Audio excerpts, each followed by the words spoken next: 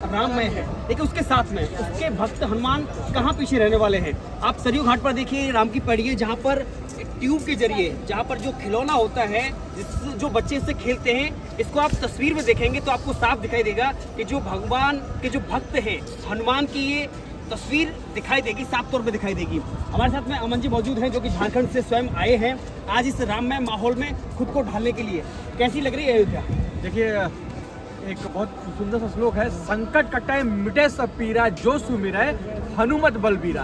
अब देखिए, लोग को समझने की बात है। अब बात यहाँ हो रही निमंत्रण मिला है नहीं मिला है, आएंगे जाएंगे। आप ऐसे से राम भक्त को यहाँ देखिए ना, जो कि बजरंग बली को साक्षात ये खेलने वाले जो क्यों होते हैं उसे बजरंग बली को उतार दिया है। मतलब हर एक के हृदय में राम बसते हैं। तो एक राम ऐसे ऐसे भाई के हृदय में बसते हैं और एक राम जो है बसने, मतलब कि वैसे जो कहीं के रावण विचारधारा के लोग हैं हमारे देश में, जो कि बोल रहे हैं कि हमें न्योता मिला है लेकिन हम इस न्योता को ठुकराते हैं। तो याद रखिए, न्योता को ठुकराया था रावण ने। जब वहां पे जाके न्योता दिया गया था कि परशुराम राम के शरण में चले जाओ तो आपका कल्याण हो जाएगा, परशुराम राम बहुत दयालु है, तुम्हें माफ कर देंगे। और फिर न्योता हमारे अयोध्या नगरी से जा रहा है। तो सीखने वाली चीजें ऐसे ऐसे लोगों से जो यहाँ पर उनका छाया चित्र बना दे रहे हैं क्यूब से। टैलेंट देखिए, मन में प्रेम है, मन में प्रेम है, इसलिए प्रभु श्री राम के अनन्य भक्त बजरंग बली आपको इस क्यूब में दिख रहे हैं। लेकिन एक ऐसे लोग भी उधर बैठे हुए हैं, ऐसे लोग भी उधर बैठे हुए हैं जिन्हें दिख करके भी राम नहीं दिख रहे हैं। तो याद रखिए, जब चुनाव आएगा तो जो बटम ऐसे अंगूठा दाबते हैं उन्हें भी उनका छाप नहीं दिखेगा। लेकिन सवाल इस बात का कि आपको भी यहाँ कोई निमंत्रण नहीं गया, भाई के जो भक्त हैं हनुमान के, इनको भी कोई निमंत्रण नहीं गया। मुझे लग रहा है चारों तरफ आप देखिए, इनको कोई निमंत्रण नहीं गया है। आपको कोई निमंत्रण पहुंचा था? नहीं पहुंचा था। लेकिन यहाँ लोग बिना निमंत्रण के आ रहे हैं। लेकिन अखिलेश यादव निमंत्रण पहुंचने के बाद भी कह रहे हैं नहीं, हम नहीं जानते बीएसपी के कार्यकारी अध्यक्ष कौन है। देखिए बात समझ लीजिए, श्री राम का निमंत्रण हर वैसे राम भक्त को है जिनके हृदय में राम बसते हैं। जिनके हृदय में राम नहीं बसते हैं, जो राम नाम को जानते नहीं है, जो कि बार बार बोलते कि हम भी तो हिंदू हैं, हमें बुलाएंगे राम तब हम जाएंगे। ये कौन होते हैं? बीएसपी वाले या जो भी उन लोग का वक्तव्य है। अरे समझना चाहिए मूर्ख, जिन्हें नहीं बुलाए हैं, जिन्हें बड़का को कार्ड छप के नहीं गया है, जिन्हें वीआईपी पास वाला नहीं गया है, वो प्रभु बजरंग बली का देखिए छवि बनाए बैठे हैं, बतला रहे हैं यहाँ से बना करके कि राम हमरे हैं और सिर्फ हमरे हैं। अरे तुम भी तो आके बोलो ना कि राम हमरे हैं, तुम्हें तो मौका दिया गया है, तुम्हें तो मौका दिया गया है। अब बोलो कि बीजेपी वाला का यही काम है, राम मंदिर बना रहा है, वोट को समेट लेगा। तुम भी समेट लो, तुम्हें मना किया गया है क्या? तुम भी राम के नाम पे वोट समेट लो, तुम भी राजनीति स्टार्ट कर लो। अरे आओ, तुम आगे बढ़ो और जाके मथुरा में कार सेवा का आह्वान कर दो। अरे तुम भी आगे बढ़ जाओ, काशी में कार सेवा का आह्वान कर दो, लड़ के वोट तुम्हें पड़ेगी। लेकिन ईवीएम भी हैक हो जाएगी, ईवीएम हैक हो जाएगी भाई, हैक हो जाएगी। देखिए, हमारा विचारधारा है राष्ट्रवादी सनातन, हमारे लिए सबसे पहले हमारा तिरंगा है, तब हमारा भगवा है। लेकिन देखिए, बात आज हमारे राम की होती है। 500 वर्षों तक हमारे प्रभु श्री राम को इन्होंने तंबू में रखा, और आज ये लोग क्या कर रहे हैं, जब निमंत्रण दिया जा रहा है तो निमंत्रण स्वीकार नहीं कर रहे हैं। वो जो है सो कॉल्ड बड़े पिताजी के, बड़े राजा के, बड़े मुख्यमंत्री के बेटे जो नए हैं, अखिलेश यादव जो भी उनका नाम है, समझना चाहिए, उनको थोड़ी सी सेंस होनी चाहिए। अरे भाई, राम तो सबके है ना। उनके पिता ने क्या किया था? कार सेवकों पे गोली चलवाई, याद है जी? कहानी याद है ना? सोचिए, वो जो हमारे कोठारी भाई लोग पे गोली चला के उनको खत्म करने का काम किया गया था। हमारे शहीद हो गए, राम की भक्ति में कहीं वो शहादत को प्राप्त हो गए। याद रखिएगा, जब सामने समुद्र थी और बजरंग बली के पास चैलेंज था, वो बोली इतना बड़ा समुद्र में कैसे पार कर पाऊंगा। उन्हें बताया गया कि राम आप तुम्हारे हृदय में बसते हैं, ये समुद्र तुम्हारे सामने कुछ नहीं है। बिल्कुल उसी प्रकार से जब समय आएगा ना बटन दाबने का, उन्हें भी याद आएगा कि किनके हृदय में राम बसते हैं, बटन वही दबाएंगे। तब मत कहिएगा तुम्हारा साम्राज्य खत्म होगा। तुम्हारे पिता ने कार सेवकों पर गोली चलाने का कार्य किया था, और आज तुम अयोध्या में बन रहे भव्य राम मंदिर का निपटे को तुम ठुकरा करके ये सेकुलरिज्म का कीड़ा जो तुम्हारे अंदर पनप रहा है, जो बता रहे हो, एक्चुअली तुम सेकुलर भी नहीं हो। सेकुलर का मतलब क्या होता है? सबका, पता है ना, सबका, हिंदू का, मुस्लिम का, सिख का, ईसाई का, सबका। एक बात बताइए, जो राम का नहीं वो किसी काम का है क्या? नहीं। एक साथ बोले जो राम का नहीं वो किसी काम का है। तो देखिए इतने लोग हैं, मैं किसी को तो मोटिवेट एक मिनट मुझे तो कोई लोग नहीं जान रहे हैं। मैंने राम की बात कही, रावण की बात यहाँ रख दी। समझ लिए कि कौन इनके लिए राम है, कौन इनके लिए रावण है। तो याद रखिए ये अखिलेश यादव जी का जो साम्राज्य है वो समाप्ति की ओर आगे बढ़ रहा है। ऐसा ना आ जाए कि कादों को सीट लाने में मुश्किल हो। देखिए अखिलेश यादव ने खुद को अपना कृष्ण का वंशज बताया और कृष्ण को बताया कि वो सपने में आते हैं मेरे। प्रभु श्री कृष्ण के अगर वो वंशज है, अगर प्रभु श्री कृष्ण उनके अंदर बसते हैं ना, तो जरा निकालिए ना सुदर्शन और चलाइए ना जाकर के, आप जाकर के काशी में, काशी के बगल में जो है आपका ज्ञान वापी चलाइए अपना सुदर्शन। अरे आपके पास है सुदर्शन की ताकत तो आइए ना और आकर के जरा सा आप मथुरा में थोड़ा सा कीजिए। अरे अपने कृष्ण लला की बात तो कीजिए। मथुरा में किस जन्मभूमि की बात होती है, किस जन्मभूमि में उनको भव्य मंदिर बनाने की बात होती है। आइए बनवाइए, आप है कृष्ण तो बनवा के तो दिखाइए। ये किसी के नहीं है, इनका सिर्फ व्यक्तिगत यही है कि हमें किसी प्रकार से मुसलमानों का वोट को लेना है और वैसे सेक्युलरों का वोट को लेना है, क्रिश्चनों का वोट लेना है, वैष्णवों का वोट को लेना है। और मूर्ख हिंदू तो है ही, अरे मूर्ख तो हिंदू है ही, ये सच्चाई है। मूर्ख तो हिंदू है ही। बोले अरे सुनिए मेरी बात को, अब हिंदू समझेगा। अरे छोड़ो क्या होता है, अखिलेश यादव हमारा जतिया का तो है ना, पटमा दाब देते हैं।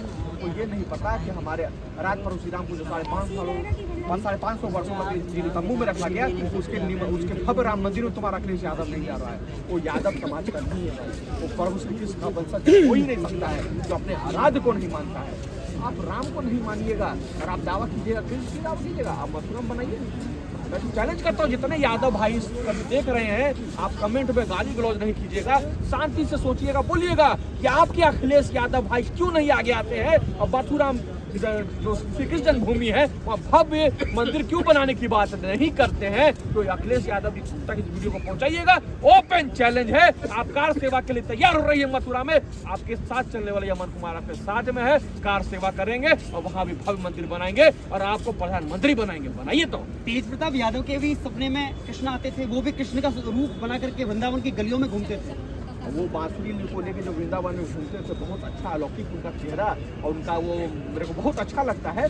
बहुत बढ़िया है तेजू भैया। भैया आइए दोनों भाई मिल के चलते हैं, एक का वो गलासा लेके चढ़ जाते हैं हम लोग मथुरा मंदिर में और बना देते हैं बाबरी की तरह, उसको भी समझ रहे हैं ना, लीला को समाप्त कर दिया जाता है और वहाँ पर भी अयोध्या की तरह भव्य मंदिर श्री कृष्ण लला का बनाते। आइए ना भाई, दोनों मिल करके मेहनत करेंगे, क्या पीछे रहिएगा। बांसुरी बजाइएगा, लेकिन बांसुरी हम तब बजाएंगे जब हम लोग सुदर्शन चलाने जाएंगे।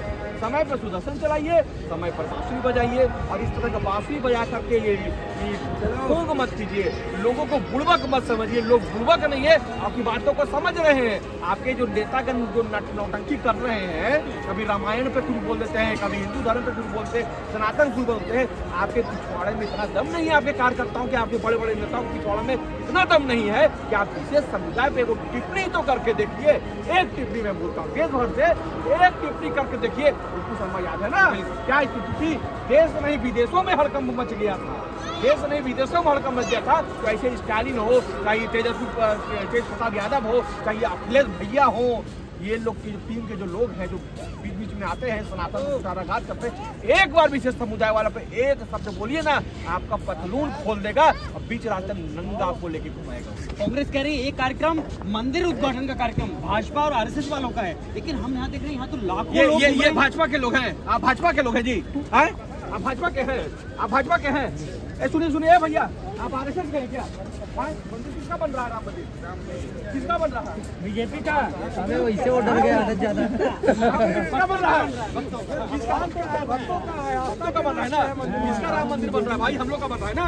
हम लोग बीजेपी का बन रहा है क्या? हमारा राम मंदिर बन रहा है कि नहीं बन रहा है भाइयों?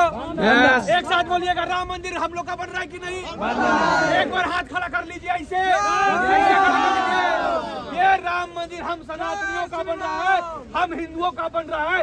जी हाँ, हमारे बाप दादाओं ने संघर्ष किया। जी हाँ, बाबरी के विध्वंस में हमने अपना पुरजोर साथ दिया और इस प्रकार का विध्वंस तब तक होता रहेगा जब तक ऐसे ऐसे बाबरी इस देश में बनते रहेगा। हमारे मठ मंदिरों को तोड़ करके जब ऐसे बाबरी का निर्माण होगा, उसका विध्वंस 110% होगा। क्योंकि हमारे श्री कृष्ण ने कहा था कि जी हाँ, मैं ही सृष्टि रचयिता हूँ, जी हाँ, मैं ही भगवान हूँ, मैं ही श्री कृष्ण हूँ और हम लोग श्री कृष्ण के आदत पर चलने वाले लोग हैं। तेजस्वी प्रसाद यादव जी और साथ में क्या नाम है अखिलेश प्रसाद यादव जी, और जितने यादव भाई का विचारधारा इनके जैसा है उनको ओपन चैलेंज है। आइए ना एक बार चलिए मथुरा और वहाँ पर श्री कृष्ण जन्मभूमि पर भव्य मंदिर बनाने की बात कीजिए। वहाँ जो विवादित ढांचा है उसको नष्टाभूत करने की बात कीजिए। आप नहीं कर पाइएगा क्योंकि आपके अंदर श्री कृष्ण नहीं बसते हैं, आपके अंदर ढोंग बसता है। क्योंकि बेवकूफ तो हिंदू है, उसको और बेवकूफ बनाते हैं, उनका वोट जाति के नाम पर ठगते हैं। लेकिन अब सनातनी जाग गया है,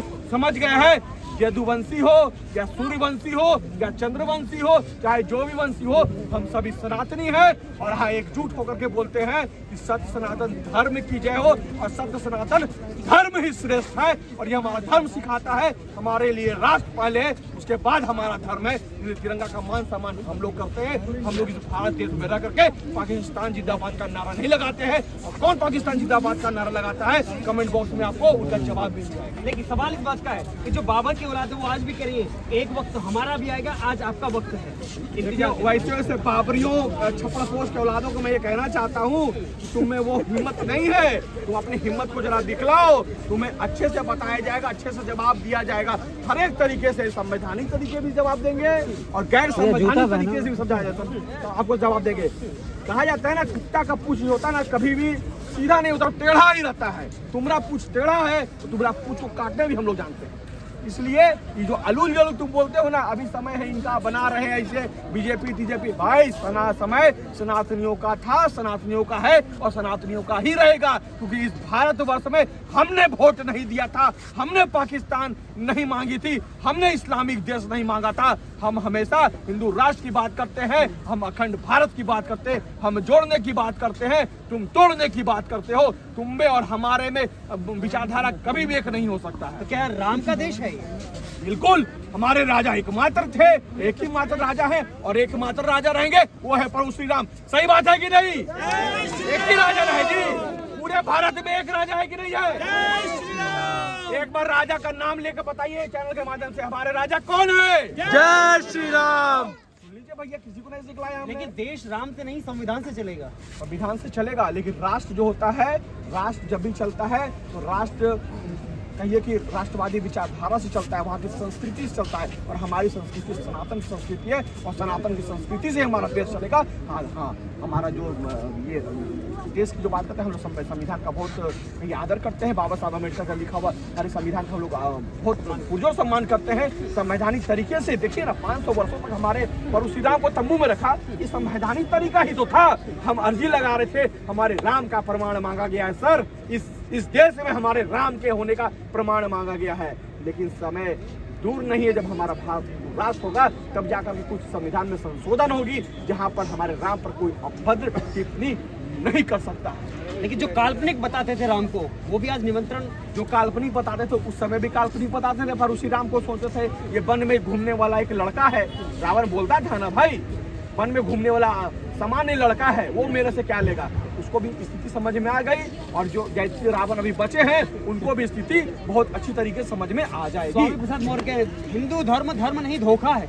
नहीं, हिंदू धर्म नहीं, क्या धोखा है नहीं धोखा है उस समय पर उनको भी पता चल जाएगा।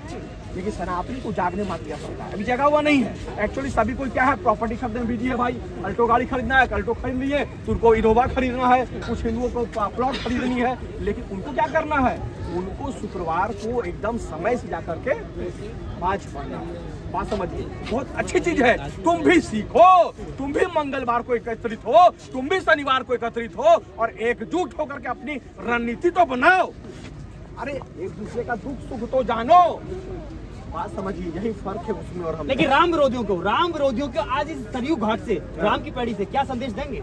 राम विरोधियों को ये संदेश देना चाहूंगा, जो हस्र रावण का हुआ था, जो हस्र कंस का हुआ था, वही हस्र तुम्हारा कर देंगे और उससे भी भयावह हस्र तुम्हारा करेंगे। अभी समय है चेत जाओ, अभी समय है जान जाओ, अभी समय है जाग जाओ। ये देश सिर्फ राम का था, राम का है और राम का ही रहेगा और इसी के अनुसार तुम्हें चलना पड़ेगा। इस देश में रहना होगा, प्रभु श्री राम का सम्मान करना होगा। यदि तुम इस देश में प्रभु श्री राम का सम्मान नहीं करोगे और राम के नाम पे टिप्पा टिप्पणी करोगे तो दिन दूर नहीं है जो तुम्हें तुम्हारे पिछवाड़े पे लात मार के इस देश से तुम्हें बाहर करेंगे। शुक्रिया, बहुत बहुत धन्यवाद। जय श्री राम।